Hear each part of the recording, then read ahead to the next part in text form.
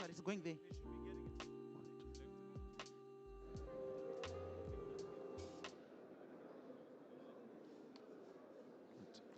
Good morning. Can you hear me?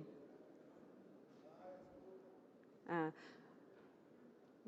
the Finance Minister of South Africa has told me that he can't hear me, so I'm going to do that mic test 1, 2, 1, 2 once more. So can you hear me now? Okay, fantastic. I do see that some of you are still making your ways to your seats, and I would like to give you maybe a couple of seconds more to do so.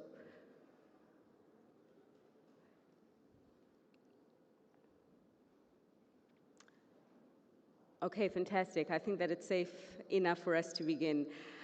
Good morning, Governors, Excellencies, ladies and gentlemen. My name is Fifi Peters. I'm a senior anchor at CNBC Africa, and I'm truly honored to be in your company today as the Master of Ceremony of the 9th annual meeting of the New Development Bank. I'd like to actually extend a warm welcome to you all, an emphasis on warm, from a chilly morning here in one of the most beautiful cities in the world, as you know, the city of Cape Town, also known as the Mother City. Ladies and gentlemen, I'd also like to acknowledge our dignitaries specifically for the sake of a protocol, beginning with His Excellency.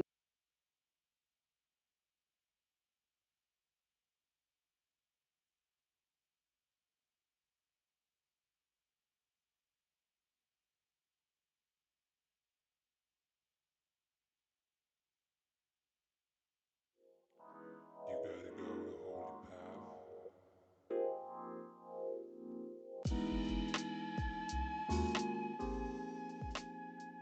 path.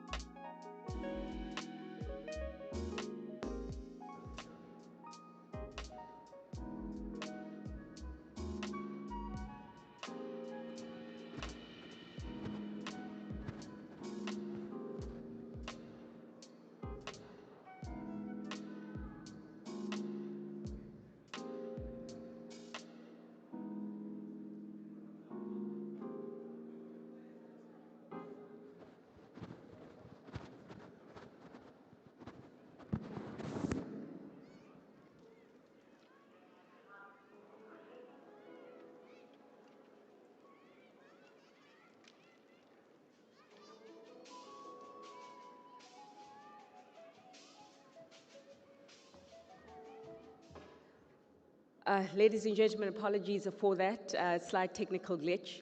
I'm sure that you are all aware of the saying that how you start is not necessarily how you finish. And I am encouraged that we will finish this session strong, notwithstanding the slightly glitchy start. As I was saying, I would like to express a special welcome and acknowledge our dignitaries who are with us in the room, beginning with His Excellency Minister Enoch Godongwane. Of course, he is the Minister of Finance here of the Republic of South Africa, as well as Governor for South Africa on the Board of Governors of the New Development Bank. I'd like to also acknowledge Her Excellency Mrs. Dilma Rousseff, who is the President of the New Development Bank, His Excellency Mr. Mohammed bin Hadi Al Husseini, the Minister of State of Financial Affairs of the United Arab Emirates and the Governor for the United Arab Emirates and the NDB Board of Governors.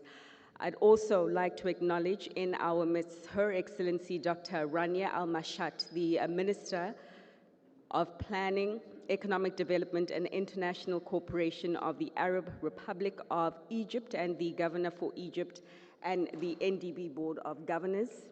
Mr. Min Liao, the Minister of Finance for the People's Republic of China and alternate Governor for China on the NDB Board of Governors, Mr. Shahir Kadar Siddiqui, the Secretary for Economic Relations Divisions, Ministry of Finance of the People's Republic of Bangladesh, and the alternate Governor for Bangladesh on the NDB Board of Governors, Mr. Ivan Chebeskov, the Deputy Minister of Finance for the Russia Federation and the temporary alternate Governor on the NDB Board of Governors, and Mr. Guilherme Melo, Secretary of Economic Policies, Minister of Finance of the Federate Republic of Brazil and the temporary alternate Governor for Brazil on the NDB Board of Governors.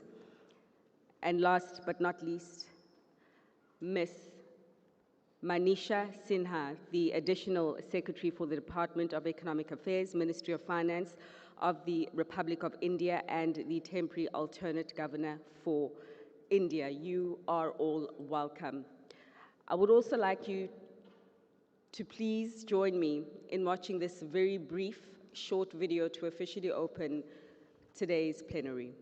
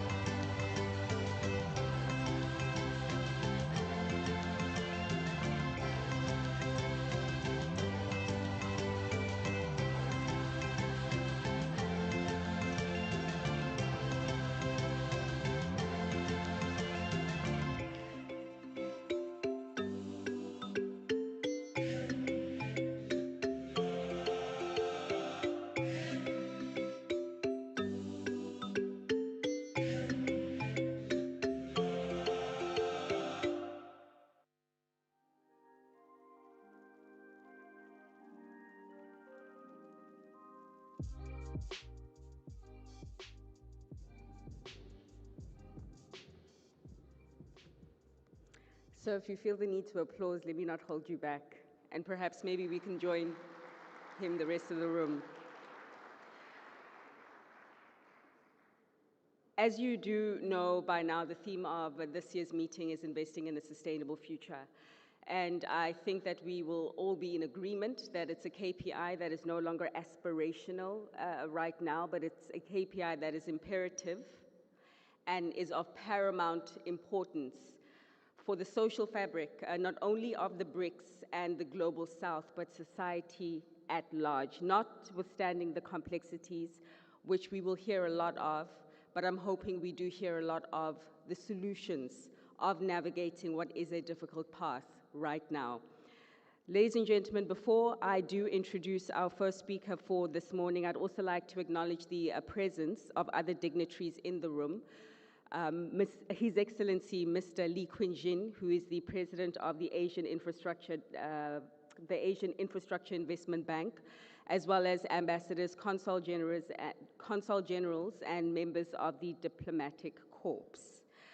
So South Africa having the honor of hosting you this year at your 9th meeting, which I'm told is also a historical year given that it does mark the anniversary, the 10th anniversary of the New Development Bank. Congratulations to you. And so as is tradition, I would like to invite our representative from the host country to give us the official remarks. I'd just like to extend this announcement to the speakers. When you do come on stage, could I kindly ask that you use the staircase, that staircase. You walk up to your podium and you also exit the stage in the same manner. Without further ado, ladies and gentlemen, could you kindly help me in giving a warm welcome to His Excellency Mr. Enoch Godongwana, also the Minister of Finance here in South Africa, to deliver the introductory remarks.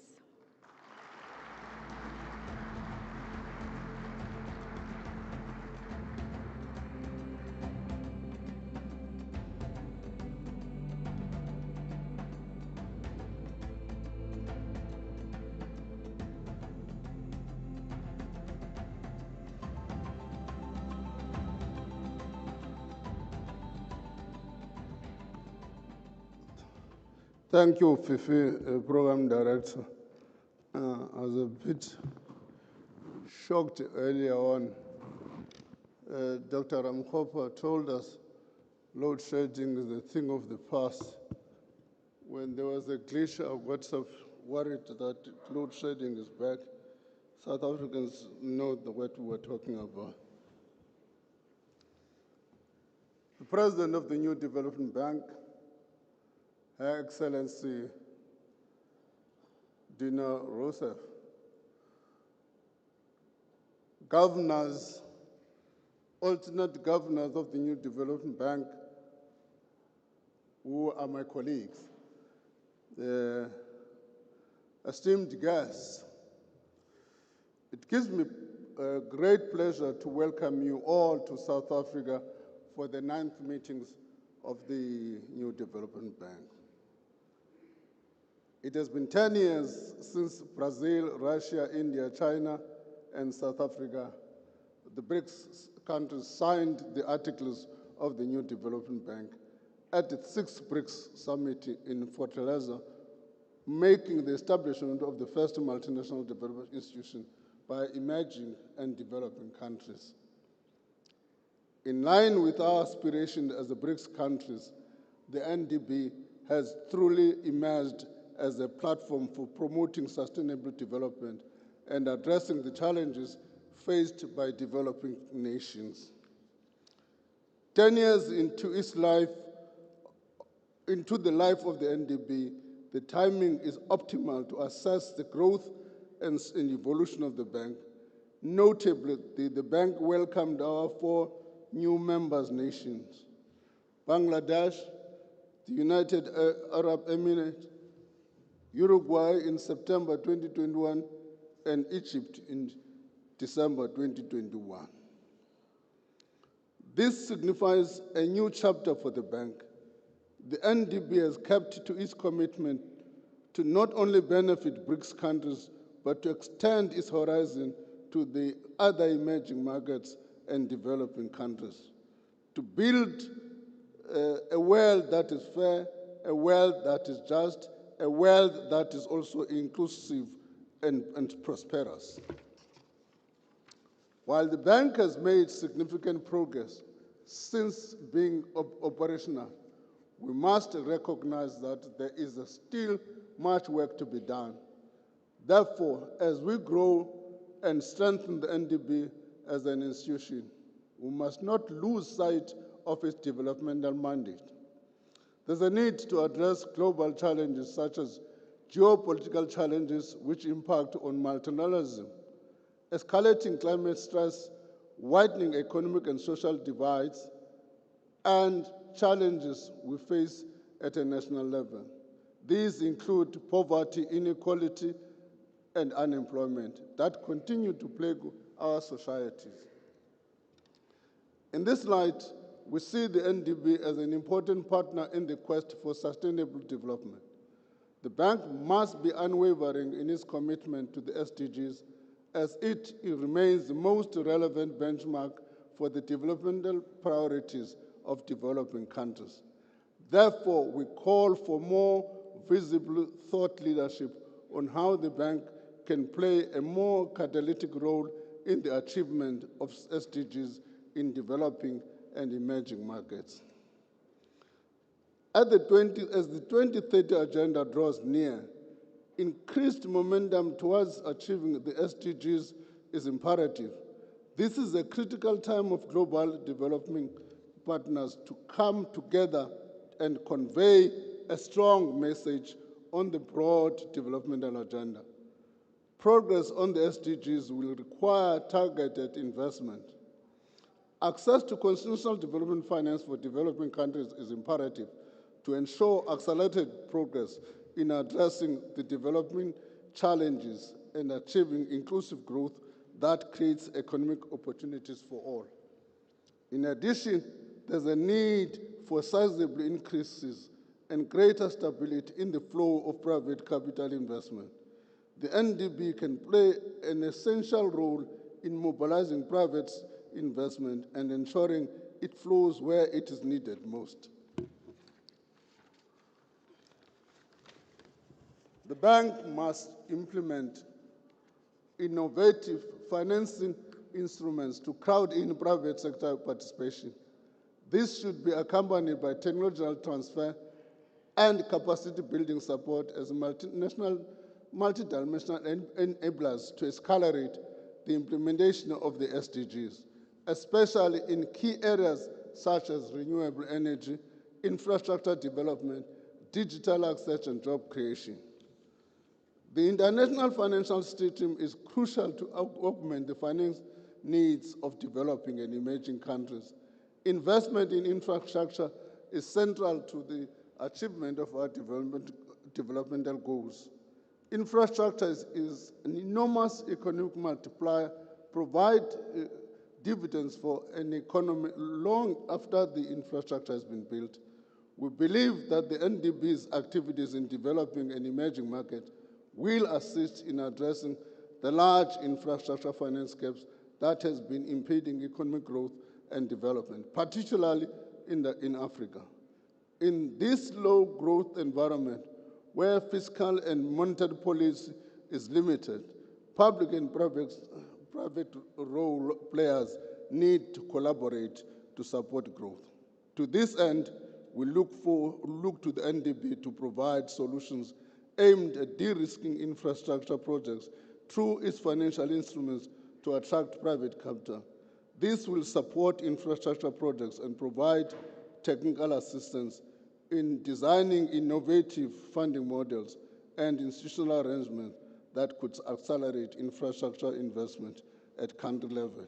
However, if the bank is to continue advancing the interests of the developing world and address such challenges as renewable energy, infrastructure development, digital access, and job creation, then the NDB must make a concerted effort to speed up disbursement of projects.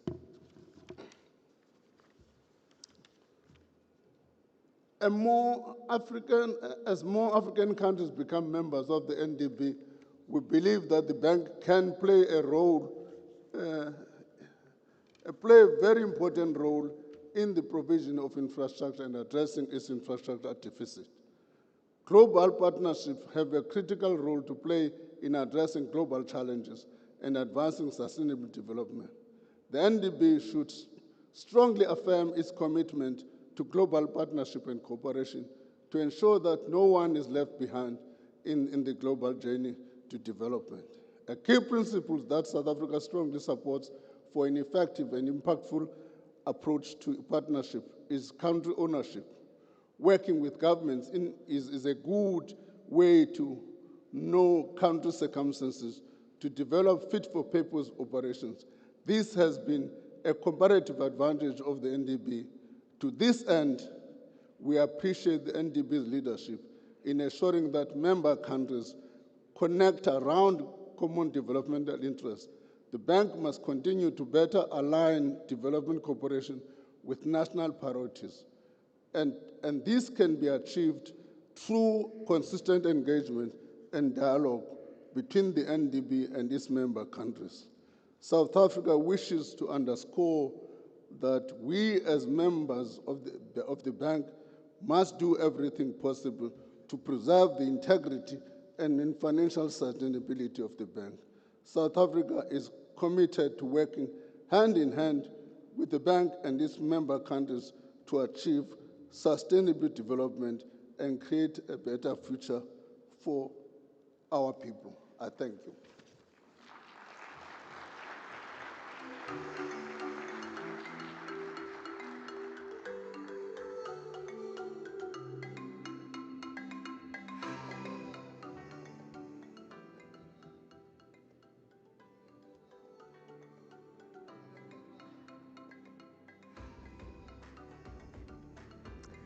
And thank you. Thank you to you, sir, providing those words of encouragement on the leadership that the NDB has provided this far, specifically in aligning to some of the priorities of member countries' national agendas. And to hear now more from the NDB, I would like to invite Her Excellency Ms. Dilma Rousseff to deliver her remarks.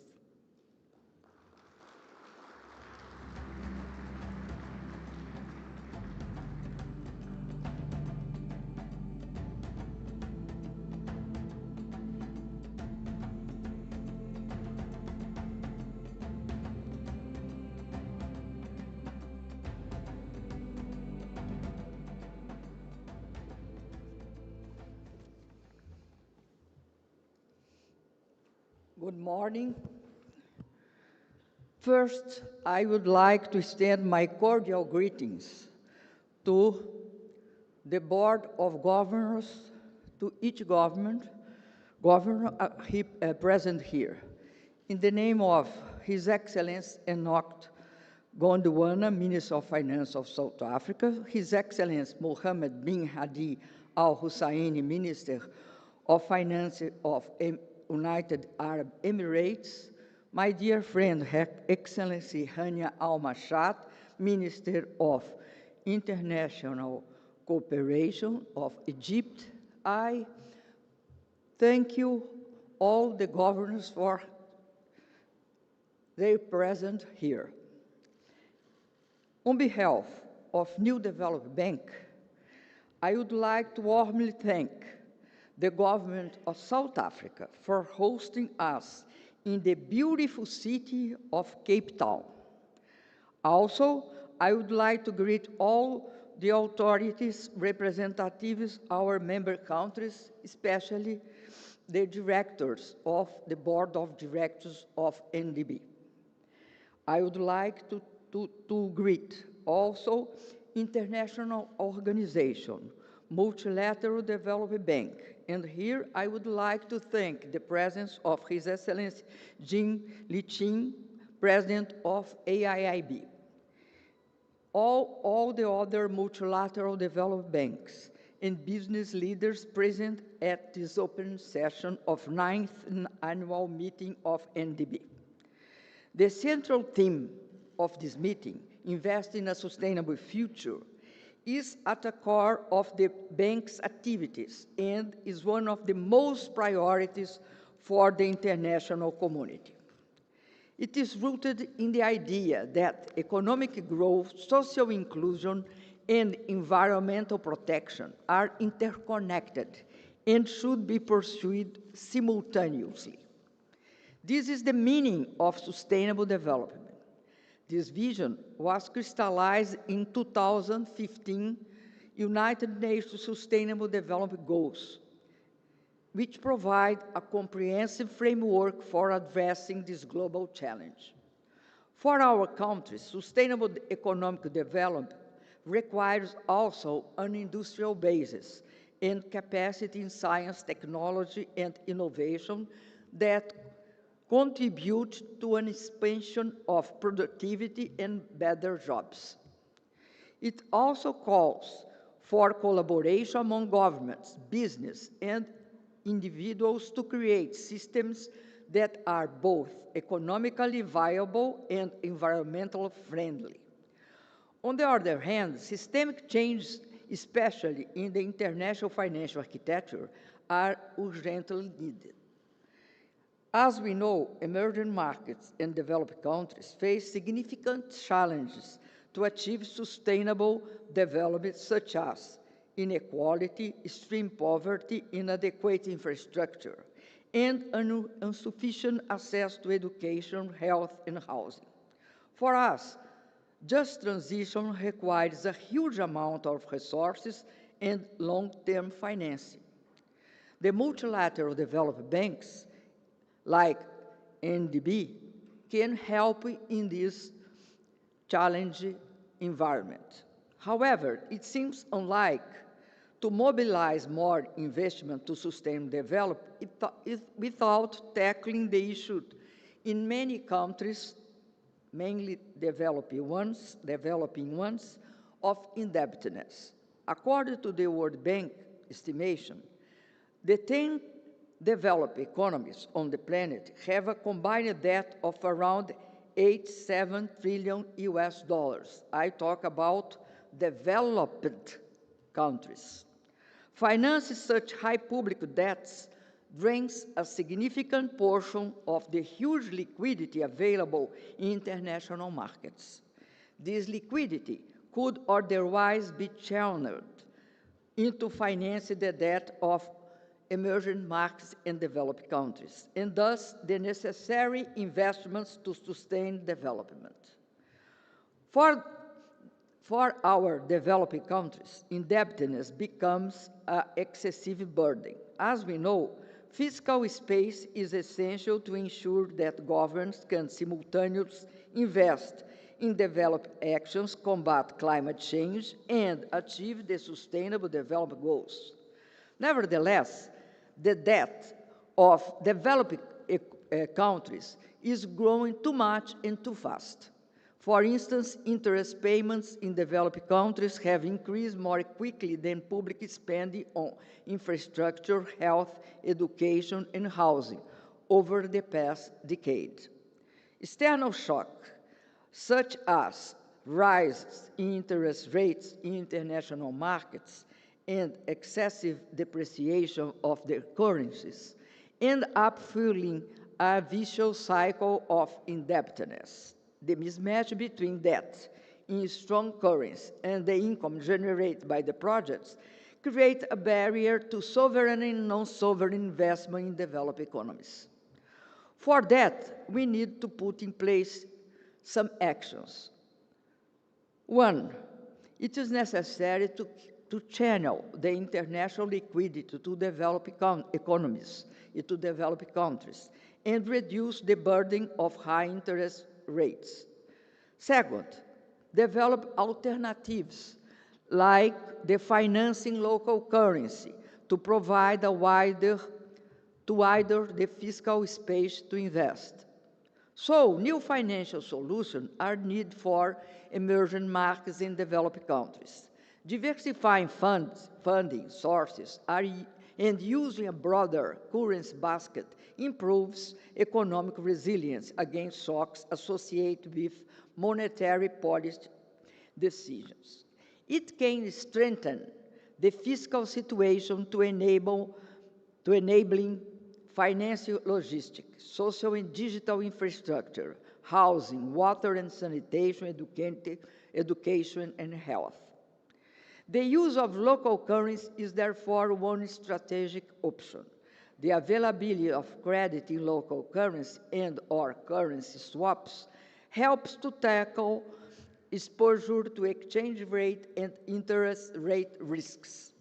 The fact is that the hegemonic currency has two roles, an international and a domestic one. When the United States, for example, face inflation, the monetary policy is used to raise interest rates, creating a lot of trouble to emerging markets and developed countries. If the domestic economy needs, they can use a strong dollar, what can provoke a debt soar on emerging markets in developed countries. The volatility is the rule, not the exception. By promoting transactions in local currency, we also facilitate investment growth, help governments and private sector overcome cash flows mismatch between project and financing. This approach provides great predictability and reduces the high costs associated with hedging needs. That is the reason why expanding the use of local currency is one of the new development bank's key strategic objectives for the 2022-2026 period. The bank is putting in place local currency sustainable development-oriented platforms and recognize the urgency of making green finance available to the member countries. Therefore, it aims to provide 30% of total financing in local currency of borrowing members. For this annual meeting, the challenge of just transition and finance for development will be brought to center stage. I would like to remember that in South Africa, we have been developing a good platform for local currency with ZAR. Discussions and presentations on cutting-edge financial system for sustainable development, prospects for sustainable investment strategies for local currency finance, as well as thought-provoking panel discussion and keynote address by prominent figures will take place in the future. We will have the opportunity to discuss and examine cooperative initiatives that address urgent social and environment issues. I am confident that we will have particularly fruitful discussions around these themes and advance both the understanding and practice of financial sustainable development. I would like to thank you all again for being here with the NDB team in our 9th year of existence. I'm sure the event will be very good for all of us. Thank you very much.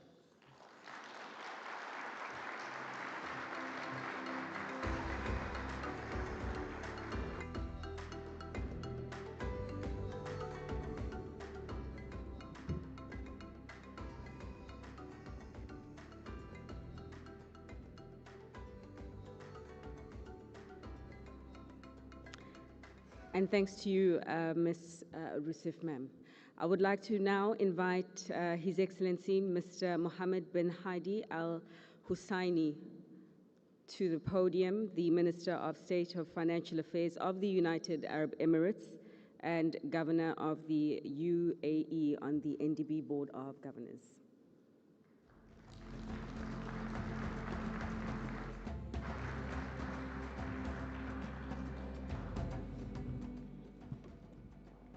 Excellencies, ladies and gentlemen, good morning. I'm honored to be here today, and I'd like to thank the South African government for the warm hospitality and for hosting the 9th annual meeting of the Board of Governors of the New Development Bank. I'd also like to acknowledge the remarkable work of the New Development Bank. The New Development Bank has been influential in promoting sustainable development and infrastructure projects across the member countries.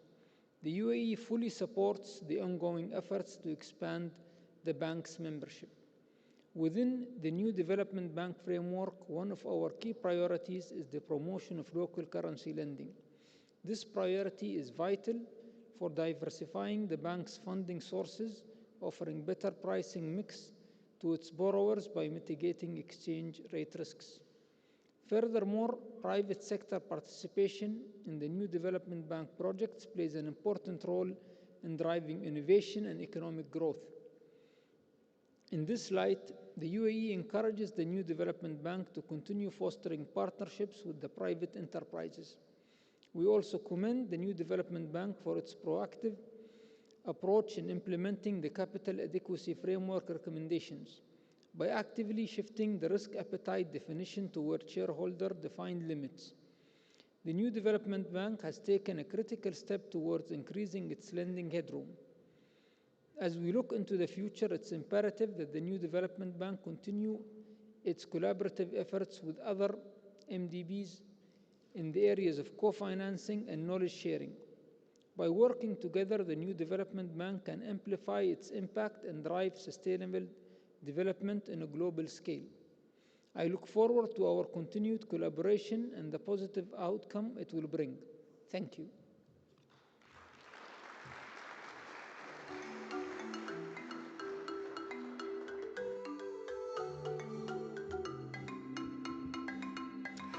And thanks to you also, Minister Al-Husseini, for your positive and encouraging statement. I'd like to now invite Her Excellency Dr. Rania Al-Mashat, the Minister of Planning for Economic Development and International Cooperation over at the Arab Republic of Egypt and Governor for Egypt, to address us, ma'am.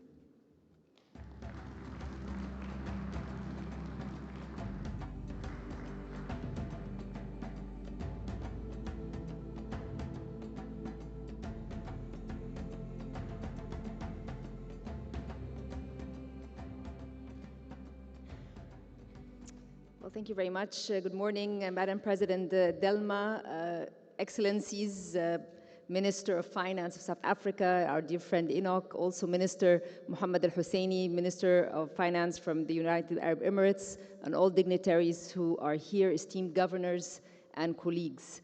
It's an honor to stand before you today at the 9th annual meeting of the New Development Bank in this beautiful city of Cape Town.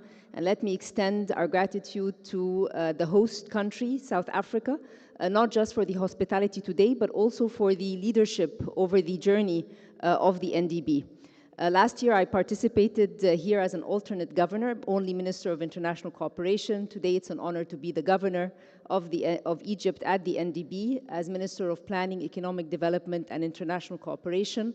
Again, as we talk about investing in a sustainable future, it's only through country ownership, but through very strong partnerships that we will be able to move forward. This year is particularly significant for Egypt as we join you here in the annual meetings for the first time as a BRICS Plus country.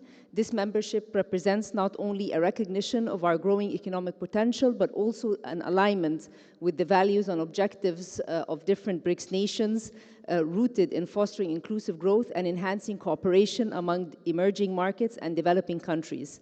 As we gather under the umbrella of the New Development Bank, the multilateral development bank established by BRICS countries, Egypt stands ready to work alongside our partners to strengthen South-South cooperation and contribute to shared prosperity of our nations and beyond.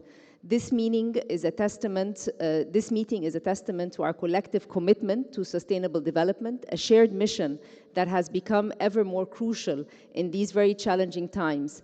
The theme of this year's meetings, Investing in a Sustainable Future, resonates deeply with the objectives we all strive to achieve, particularly in a world that is grappling with unprecedented challenges, ranging from repercussions of economic shocks, climate change, and also geopolitical tensions affecting peace and security, particularly in the Middle East. Egypt has always believed in the power of multilateral cooperation. Our strategic partnership with Africa, Asia, and Europe have positioned us in a very critical nexus for trade, culture, and innovation. And today, this also underscores the role in fostering South-South and triangular economic cooperation and contributing to global development goals. Over the past decade, we have also embarked on comprehensive economic reform programs aimed at restoring macroeconomic stability as well as fostering quality growth. Despite the significant achievements made, again, the improvements in public finance and increased investor confidence, there continue to be various challenges that also affect emerging and developing economies. Aiming to consolidate the partnership between Egypt and the NDB, we hosted in Cairo the NDB seminar titled Navigating New Horizons under the auspices of His Excellency Abdel Fattah al-Sisi, President of Egypt. This was June 11th and 12th, and it also was very important in fostering collaboration among the different themes that the New Development Bank pushes for. The seminar highlighted the importance of creating regulatory frameworks that attract private investments, a key element in achieving sustainable development goals. Also, the productive discussions and actionable insights emerged from the seminar have already begun to influence policy approaches, and we also see this in our discussions in the board over the next 2 days. Development finance institutions and multilateral development banks, including the New Development Bank, are at the forefront of addressing vast infrastructure needs of emerging markets and developing economies. The scale of these needs is increasing, particularly as we are approaching 2030, and Africa alone faces an infrastructure financing gap of more than $100 billion US dollars annually. This is where the NDB's role becomes very crucial, not only in providing financial resources, but also in leveraging private sector investments and co-financing arrangements that can amplify collective impact, as we heard from previous speakers. We are particularly focused on advancing the green energy initiatives as part of our national climate strategy, and our efforts have also been encapsulated in our country platform, the Nexus of Water, Food and Energy, NUEFI program, which aims to accelerate national climate agenda while providing opportunities to mobilize climate finance and private investments to support the green transition, reflecting complementarity between climate and development efforts. We look forward to the NDB's support in this domain and also how we can scale this to other countries. As we navigate the complexities of global financial markets, it is essential to explore innovative financing solutions such as blended finance, carbon credits, debt for climate swaps, among others. These are essential to attract and sustain investment in climate resilient projects and requires concerted efforts from all stakeholders, including governments, multilateral development banks, private sector, and philanthropy. And here let me also mention the MDB roadmap that the G20 is pushing for, and also the required collective action between different MDBs to push and help what nationally different countries are trying to achieve. Moreover, South-South cooperation remains a cornerstone in the strategy of the NDB. By working together, we can share knowledge, best practices, and also tailor unique challenges into opportunities. Esteemed colleagues, I reaffirm Egypt's unwavering commitment to support the New Development Bank in achieving our shared mission of fostering sustainable development across the Global South. The challenges we face are complex, but through cooperation, innovation, and determination, we can build a resilient future for all. Let me just emphasize a few points that were also made very clearly. Country ownership is extremely important. Collective work between the different MDBs is key, but countries also need to be very clear in terms of what is required, but what the NDB has been doing through the board, whether it's the capital adequacy framework or also what we'll be discussing with respect to local currency lending, are all different tools that are going to help foster this forward. I look forward to our continued collaboration and on the tangible outcomes that will undoubtedly emerge from this year's meetings. Together we can ensure that the NDB remains at the forefront of the global efforts to create a more equitable, sustainable, and prosperous economies for all member states. Thank you very much.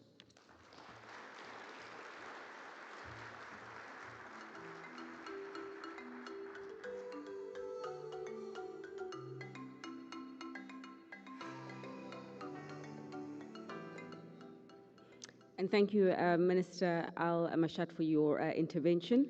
We will now watch a video from His Excellency, Mr. An Lan. He's the Minister of Finance of the People's Republic of China, and he will be addressing us in video format. Respected President Rousseff, heads of delegations, ladies and gentlemen, good morning. Due to urgent domestic arrangements, regretfully, I cannot attend the meeting in person, so today I virtually attend the 9th annual meeting of the Board of Governors of the New Development Bank. First of all, let me begin by offering, on behalf of the Ministry of Finance of China, warm congratulations to the opening of the meeting. I would also like to express my sincere gratitude to the South African government and the NDB for their thoughtful arrangements. The NDB is a landmark achievement of BRICS cooperation. In the past 9 years since its inception, the NDB has made fruitful achievements in institutional development, operations, and international cooperation, especially under the leadership of its management headed by Madam President Rousseff. The bank's international influence has continued to expand, and it has become an important emerging force in the international financial architecture. On behalf of the Ministry of Finance of China, I highly commend Madam President and her management team. At present, geopolitical conflicts have intensified, and global growth lacks momentum. The NDB should uphold the BRICS spirit of openness, inclusiveness, and win-win cooperation, and better support the economic and social development of emerging markets and developing countries. To this end, I would like to make 4 suggestions. First, the NDB should adhere to its purposes and missions and support the sustainable development of member countries in an innovative way. The NDB should be oriented to the needs of member countries and continue to expand and strengthen local currency financing. The bank should seize the historical opportunity of a new round of scientific and technological revolution and industrial transformation, focus on infrastructure and follow the new trend of industrial development, and promote stronger, greener, and healthier global development. Second, the NDB should continue to push forward the membership expansion process and enhance its strength and governance. The NDB should formulate an overarching action plan and make it clear the timeline for further membership expansion, keep the pace of membership expansion in concert with that of BRICS, strengthen communication with all related parties, and admit more eligible countries to join the bank so as to lay a solid foundation for the NDB to grow bigger and stronger. At the same time, the bank should strengthen internal management, enhance governance effectiveness, and continuously strengthen its cohesion and attractiveness. Third, the NDB should fulfill multilateralism and promote the improvement of international economic governance. The NDB should uphold the principle of political neutrality, play a constructive role in upholding and practicing genuine multilateralism, boost the development of global economic governance system towards a more just and reasonable direction, and improve the representation and voice of emerging markets and developing countries. Fourth, the NDB should expand partnerships and mobilize more resources for common development. China welcomes the NDB's active participation in the Belt and Road Initiative and the Global Development Initiative, as well as strengthening cooperation with other bilateral and multilateral development institutions and the private sectors to mobilize more social capital and better implement the United Nations 2030 Agenda for Sustainable Development. Ladies and gentlemen, dear friends, this year so far, China's economy has been characterized by structural optimization and improved quality and efficiency. And economic performance in the first half of the year has been generally stable and progressing steadily, with GDP growing by 5% year-on-year. Looking forward, China's economic development has multiple advantages, and micro-control policies continues to optimize, which underlines that it is bound to achieve sustained and healthy development.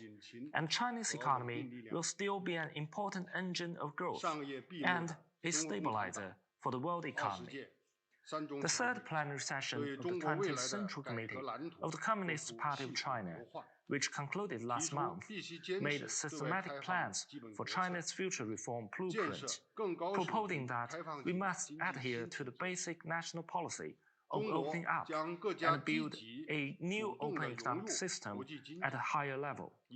China will integrate itself more proactively into the international economy, advance Chinese modernization by further deepening reforms on all fronts, especially by pursuing high-standard opening up, release more dividends of reform, opening up and development to the world, and advance global modernization, featuring peaceful development, mutually beneficial cooperation, and common prosperity. As a shareholder and the host country of the NDB, China will follow President Xi Jinping's important instruction of building, maintaining, and developing a good NDB, and we will, as always, provide strong support and best services for the bank.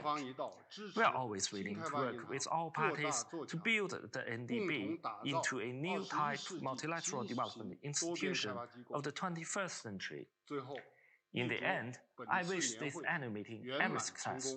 Thank you.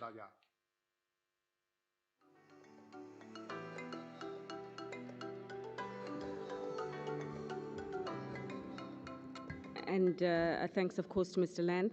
I'd now like to invite Mr. Siddiqui, the Secretary for Economic Relations Division over at the Ministry of Finance of the People's Republic of Bangladesh and alternate governor for Bangladesh, to address us with a warm applause, please.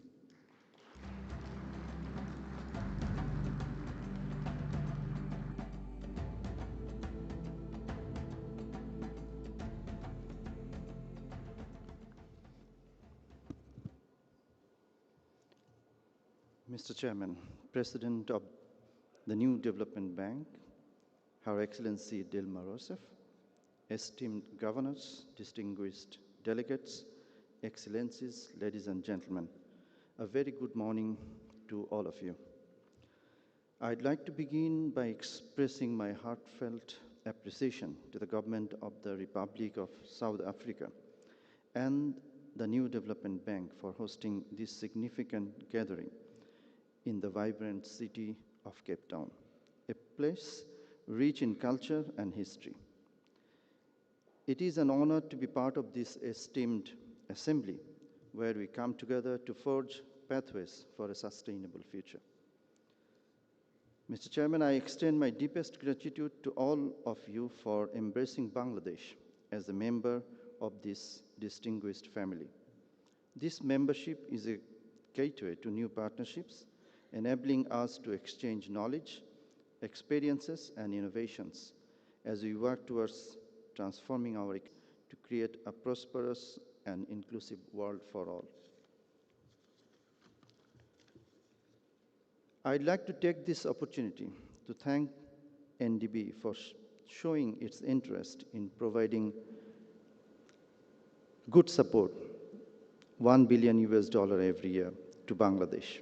We are pleased to inform that we have already sent proposals for projects, 3 projects amounting to $750 million within a very short time. We believe that this support will help us, and this support is a testament to the strong leadership and excellent work of the NDB President and higher management in executing NDB operations in Bangladesh. We strongly believe that with unwavering commitment and joint endeavors, we'll be able to strengthen and widen our relationships in the coming days. Excellencies, I would like to inform you that recently formed interim government under the prudent leadership of worldwide renowned Nobel laureate, Honorable Chief Advisor Dr. Muhammad Yunus, placed strong commitment to the citizen of Bangladesh for building a Bangladesh without discrimination, where people, government, citizens, and society will be transformed with good governance, equality, transparency, and justice. Meanwhile, the new government takes the necessary steps for continuation of previous commitments as well as shows its high interest on multilateral development partners like NDB for development works. Over the past 2 decades, Bangladesh has achieved remarkable economic growth, consistently almost alongside significant advancements in socio-economic indicators, defying global odds, and has paved the gateway for graduation from the least developed country status by 2026. We are profoundly grateful for the unwavering support of our development partners throughout this journey. We convene at a time when the world is grappling with the aftermath of the COVID-19 pandemic and the ongoing global economic crisis. This dual challenge has ushered in an era of uncertainty. The unprecedented crises in food, fuel, fertilizer, and finance have led to currency depreciation, soaring inflation, and a rapid depletion of foreign reserves. These challenges disproportionately impact the most vulnerable segments of our global community, threatening the hard-won achievements of recent years. A collective effort is imperative to navigate these turbulent times and avert a deeper crisis. The new development bank has emerged as a pivotal institution supporting member states in bridging their financial gaps. At this juncture, innovative mechanisms are crucial to empower borrowing members in addressing their financial needs and to attract potential non-members to join our collective endeavor. Excellencies, policy-based support and concessional financing are vital tools in addressing the current economic challenges. The NDB should consider offering concessional financing for climate change initiatives, incorporating cutting-edge technologies to facilitate the transition from fossil fuel-based energy to renewable sources. This transition must be designed to avoid imposing additional financial budget burdens on member states. Furthermore, public sector infrastructure development, regional connectivity, and skill enhancement to meet the demands of the fourth industrial revolution should be prioritized. Sharing expertise in domestic resource mobilization is another area where we can collaborate to strengthen our economies. I'd also like to highlight that Bangladesh, despite making a negligible contribution to global climate change, has been suffering the most as a victim of its consequences. It is disheartening that over 40% of the assistance received for climate-related issues has come in the form of loans. We would like to request NDB's assistance in blending global climate finance for green development. I am glad to inform you that NDB has already offered multi-currency option for the implementation of projects in Bangladesh, which is very remarkable for us. Additionally, we would like to seek support to introduce local currency options as a multi-currency operation in Bangladesh, which is echoed by Her Excellency the President. Distinguished delegates, the cost of financing is a critical factor in ensuring prudent borrowing and avoiding debt traps. I urge the NDB management to explore innovative financing options that are affordable, competitive, and aligned with our development objectives, ensuring mutual benefits for all stakeholders. We must act decisively and proactively in response to the rapidly changing global landscape. We also would like to request the introduction of budget support projects and climate policy-based projects similar to those of other development partners like World Bank, ADB, and AIIB. Furthermore, we would like to propose the introduction of a country strategy aligned with our national plan to ensure improved predictability and help Bangladesh better prepare and plan its development projects according to our priorities. As a new global initiative, we hold high expectations for NDB, and we are confident that our collective efforts will enable us to overcome current challenges and usher in a new era of development. Bangladesh is fully committed to to working closely with the NDB to build a prosperous and equitable world for future generations. Thank you very much.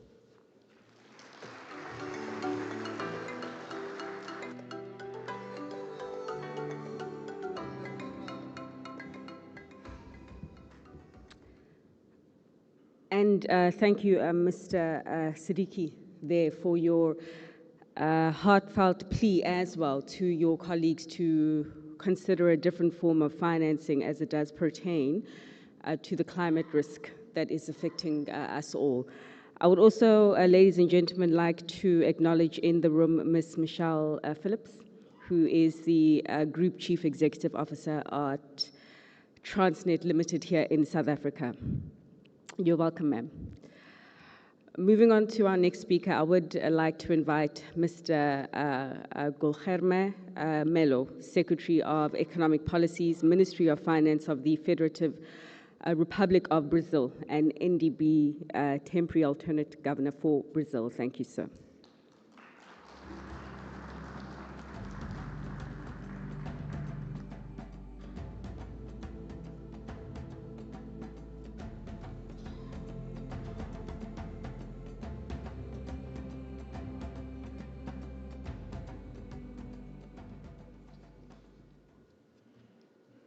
Esteemed governors, President Rousseff, Vice President, and members of the board, I would like to extend my greetings on the behalf of Minister Fernando Haddad, who unfortunately was unable to be here today.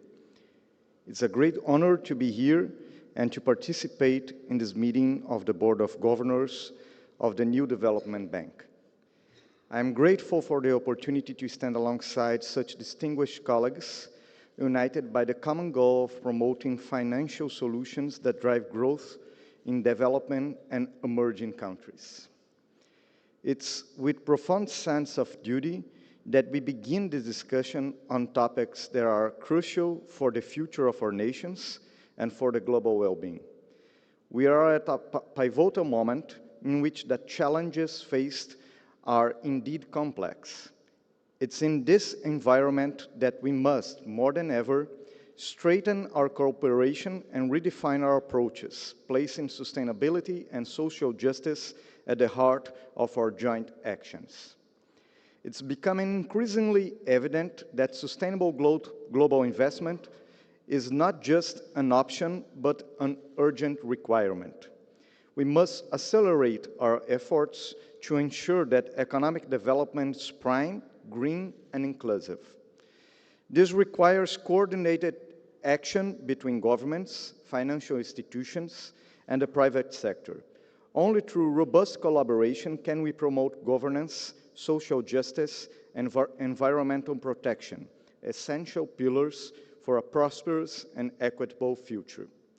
Sustainable global investment is essential to ensure a just and resilient transition towards a global economy capable of addressing current environmental and social challenges. Through the Ecological Transformation Plan, focus on decarbonization and mobilizing resources and investments in renewable energy, biodiversity, and low-carbon economy that prioritize social inclusion and sustainable economic development, Brazil is positioning itself at the forefront of global efforts to mitigate climate challenges and promote a more just and sustainable future for all. Multilateral development banks play a fundamental role in supporting sustainability and inclusive growth in developing countries. In addition to providing essential financing, these institutions act as catalysts, fostering additional resource and mitigating risks associated with large infrastructure projects. With their vast knowledge and experience, multilateral banks not only facilitate the creation of innovative solutions, but also help countries overcome the challenges that emerge on the path to sustainable development. The Brazilian presidency of the G20 has worked vigorously in the formulation of a roadmap of reforms for the multilateral development banks based on three essential pillars: First, to facilitate access to loans, ensuring that the essential needs of countries are met, promoting local currency financing, and implementing guarantees on national platforms. Secondly, to strengthen the financial capacity of multilateral banks so they can respond more effectively to growing demands for developing countries. Finally, to improve the assessment and utilization of lessons learned, allowing shareholders and private investors to make informed decisions about partnerships with these institutions. I would like to highlight the essential role that the new development bank plays in advancing the sustainable development agenda, particularly in the context of the global challenge we face. As a financial institution born out of the BRICS cooperation, the NDB is not just a bank. It's a fundamental pillar in mobilizing the resource needed to drive sustainable development in emerging markets and developing countries. At a time when the climate crisis and global inequalities demand swift and effective responses, the NDB must position itself as a driving force to catalyze the necessary investments to ensure that the transition to a green and inclusive economy occurs efficiently and creates lasting impacts, promote sustainable development that benefits future generations. In this context of global urgency, in which the climate crisis and inequalities demand decisive and coordinated actions, it's imperative that we reinforce the role of development financial institutions like the New Development Bank. I count on the commitment of all so that together we can turn these challenges into opportunities, ensuring a more just and prosperous future for all of our people. Thank you very much.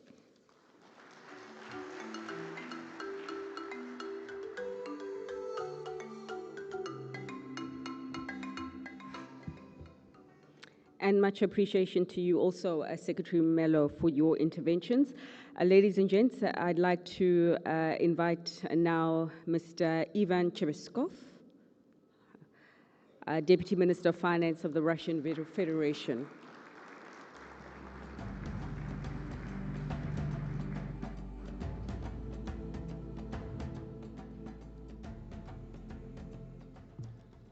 Good morning, esteemed colleagues. Good morning, ladies and gentlemen.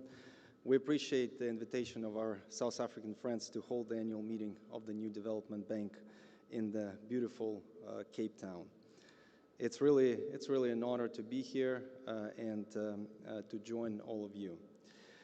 The scale of the modern challenges that we're facing are really amazing, and we're facing a challenge not only to fine-tune, but to really transform the existing international monetary and financial policy. Previously, most of the political and economic influence belonged to the countries with advanced economies. This was supported by many mechanisms, including bilateral swap agreements in reserve currencies and the denomination of developed economies in the largest multilateral development institutions, as well as owning most of the financial infrastructure around the world that we all currently use. Now, the share of BRICS in purchasing power parity and the accession of new members countries has reached 37%.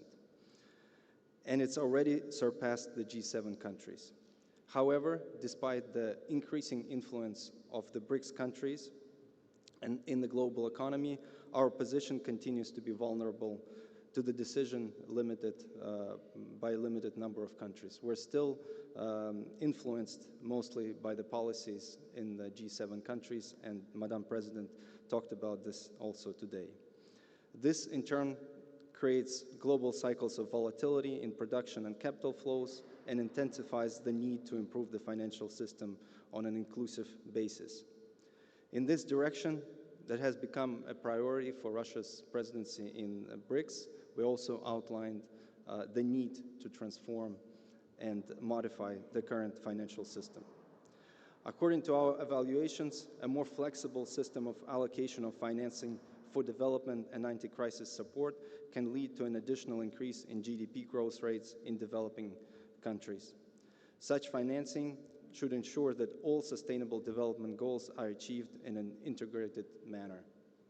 Nevertheless, that we observe there is an actual skew of financial flows towards climate projects. We also think that climate projects are important, but a lion's share of this financing is still going to developed economies. Climate is not the only goal. It's one of the 17 Sustainable Development Goals. Meanwhile, according to the UN assessment, there is no process or even regression in more than 30% of the SDG objectives, while maintaining current trends in 2030. 7% of the world's population, or about 575 million people, will continue to live in extreme poverty. This is SDG number 1. The number of people facing hunger and food insecurity has been increasing since 2015. SDG number 2. Billions of people still lack access to safe drinking water, sanitation and hygiene products. SDG number 6. About 660 million people still have no access to electricity. SDG 7. There is shortage of funding for biodiversity conservation, threats of deforestation and forest degradation persistence, SDG number 15. In this context, we particularly support the efforts the Brazilian presidency in the G20 on such as these SDGs as overcoming inequality, ensuring universal access to water and sanitation, combating hunger and poverty, as well as ensuring partnership for sustainable development. In this situation, the role of the new development bank is ever more increasing. The bank has a unique mandate in which developing countries independently can invest in their own development, fully understanding their needs and peculiarities. The NDB should play an active role in mitigating the risks caused by fragmentation in the financial system and geopolitics, the disruption of traditional production and logistics chain, and the comprehensive achievement of the SDGs. At the same time, it's important to strengthen its analytical component. We hope that NDB can become a sort of an idea factory, a think tank for global economic development, which is able to offer new ideas and alternative view on key issues under prevailing dictates of the Western agenda. In this work, we call on NDB to facilitate the unhindered movement of capital among them by creation of alternative payment and settlement system, including, and most importantly, in national currencies. In order to be able to pursue an independent development agenda, the bank's model should become less dependent on Western financial infrastructure. Of particular importance is the increase in the share of use of national currencies that a lot of you, esteemed colleagues, talked about today.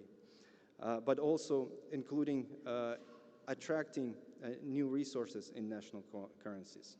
At the same time, it's important to continue to diversify the bank's shareholder structure, among other things, by attracting new BRICS members as well as other developing countries to meet the bank's financial criteria while maintaining the apolitical status of the institution. When fulfilling the tasks the NDB is facing, we expect the bank, first of all, to take into account the interests of its shareholders.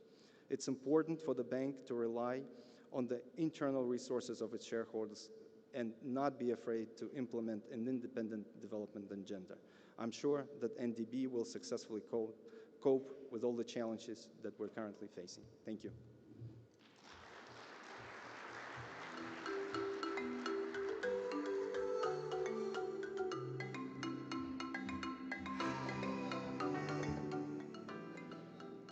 Thank you to you too, Deputy Minister. As we head towards the finality of this morning's proceedings, I would like to welcome at this stage the Additional Secretary, Sinha, for her statements.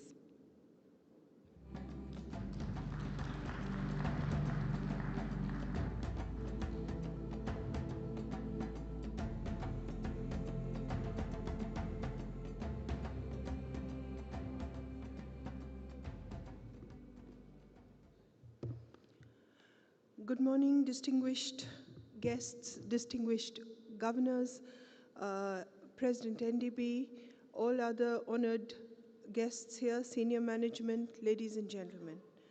Let me start by thanking the government of South Africa for organizing the very warm hospitality and allowing us to come here to this extremely historic and beautiful city of Cape Town. Let me also congratulate NDB on a successful organization of the 9th annual meeting of the bank. As several colleagues have said, we are meeting at a time of unique global challenges marked by subdued economic growth, rapid technological changes, climate change-related vulnerabilities, and geopolitical uncertainties. The world is substantially off track to achieve the Sustainable Development Goals by the 2030 deadline. Estimates suggest a financing gap of USD 4 trillion, while many countries face risks of debt distress exacerbated by high borrowing costs. However, I believe we are not here to dwell on this state of affairs. We are here to identify and exploit the unique opportunities that are present amidst all these risks and challenges, and to promote investments for a resilient, sustainable, and inclusive future. I'm proud to share with you all that the Indian economy has shown remarkable growth and resilience in the post-COVID era and is poised to remain one of the fastest growing countries globally in the next few years. Strong capital infusion, focus on macroeconomic stability, and directed efforts for promoting digitalization has been vital in securing this feat amidst numerous domestic and external vulnerabilities. The 2024 World Development Report has noted that investment in digital capital in India has helped to increase entrepreneurship and business income, favoring several small-scale vendors and economically lagging districts. India has shown that last-mile financial inclusion can be a strong enabler for countries to achieve at least 7 Sustainable Development Goals. As a step towards actualizing this vision, recently, India has concluded a technical cooperation agreement with the African Development Bank by committing a grant of INR 500 million to support digital financial inclusion initiatives in Africa. India's G20 presidency provided a unique opportunity to voice the concerns and aspirations of the Global South in multilateral forums. The inclusion of the African Union as a permanent member of the G20 is a big boost for the representation of the Global South in the G20 forum. This focus has been taken forward by the Brazilian G20 presidency, and we are happy to collaborate with South Africa to take it further during their G20 presidency in 2025. Going forward, the role of MDBs, including NDB, remains central to achieving all such global agendas, including the SDGs. However, to effectively deliver on this mandate, MDBs need to be radically reformed and strengthened in line with the recommendations of the G20 Independent Expert Group. In essence, key policy recommendations for the MDBs include operating together as a system, bringing in operational efficiency, and tripling of financing levels to respond to the rising demands.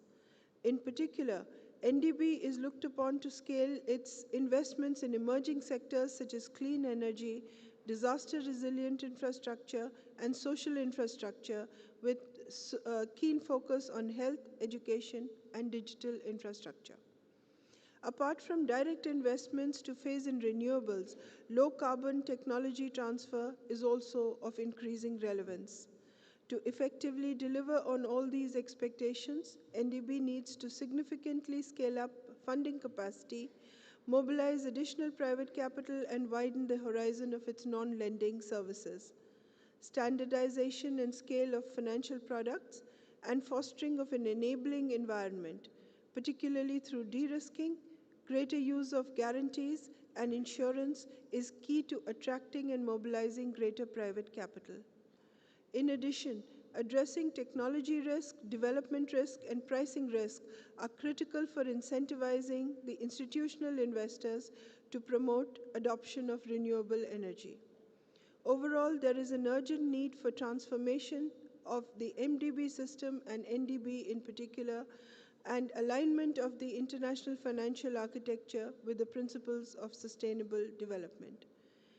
NDB's establishment in 2015 completely redefined the paradigm of multilateral cooperation with its unique model of inclusive governance led by emerging and developing economies, having equal contributions and equal voice. Now, almost after a decade, it is time to reflect on how far we have progressed on the promise of that time and what the vision is to take the lead in driving the sustainable development agenda for the world.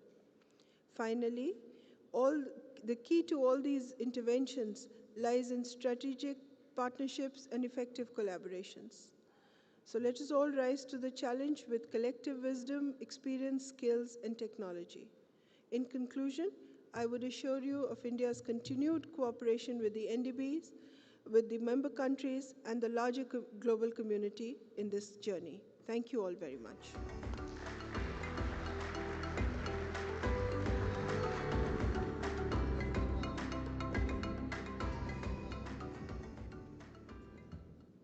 Thanks so much to you as well, ma'am, Ms. Manisha Sinha, the Additional Secretary for the Department of Economic Affairs, Ministry of Finance of the Republic of India, as well as Temporary Alternate Governor for India. We, ladies and gentlemen, have now reached the last part of today's opening plenary. We are going to go into a distinguished signing ceremony, and I would ask the assistance of the team to prepare the logistics that will enable the signing. It will be the signing of a loan of 5 billion rand, a guaranteed, go ahead,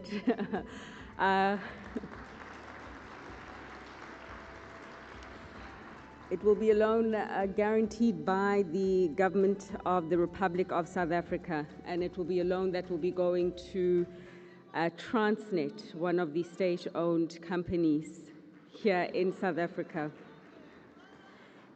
It will be going towards the freight rail sector improvement program of the country.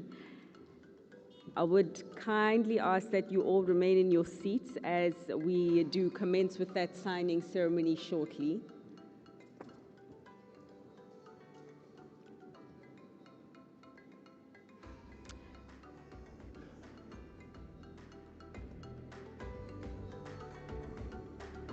At this stage also, I would like to invite the signatories onto the stage, beginning with Her Excellency Mrs. Dilma Rousseff, the President of the New Development Bank, as well as Michelle Phillips. Ms. Michelle Phillips, the Group Chief Executive Officer of Transnet, to come forward for the signing of that significant 5 billion rand loan guaranteed by the Republic of South Africa. A warm applause to them as well as they make their way to the stage, please.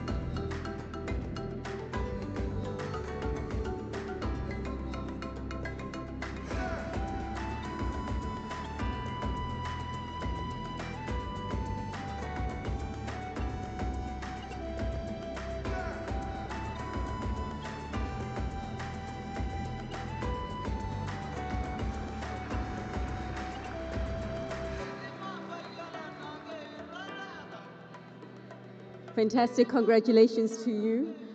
No doubt a very significant form of support that will work towards increasing the economic efficiencies here in South Africa and our rail systems. Thank you to you both.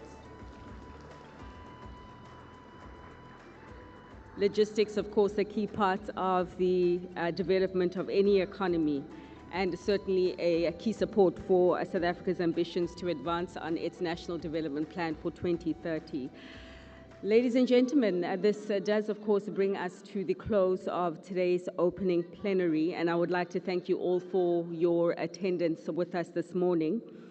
I would, at this stage, also like to invite you to take a leisurely lunch of networking and no doubt important conversations up until we meet again later this afternoon, where we will have the flagship governors seminar once again focused. It will be focused on unlocking financing for sustainable development in emerging markets and developing countries. It will be happening here at 4 p.m. this afternoon. I do look forward to seeing you there as well. I'd also like to remind you regarding lunch, or rather guide you regarding lunch, the details of the lunch. It will be here in this building, in the Bluebell building. And I'd like to invite the governors, the directors, as well as the senior management and speakers for the closed workshop on local currency financing platforms to enjoy their lunch in the Bluebell building here in this building. For the rest of us, I would like to invite you to the Grand Ballroom to enjoy your lunch at the Westin. That's the Grand Ballroom at the Westin Hotel until we meet again this afternoon. I'm also pleased, just one last form of housekeeping, to announce the energy seminar on the development finance institutions. It's at the forefront of infrastructure development, as you know, and that is scheduled to take place tomorrow at 9 a.m. in the morning right here. And at tomorrow's ceremony, we'll also be joined by His Excellency Mr. Paul Mashatile, who is the Deputy President of the Republic of South Africa. He will be making an appearance at the high-level seminar on energy.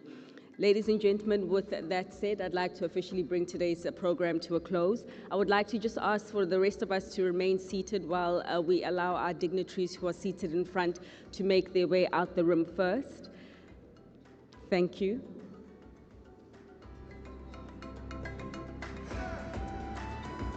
Just a reminder, ladies and gentlemen, to remain seated as we do allow the dignitaries to leave the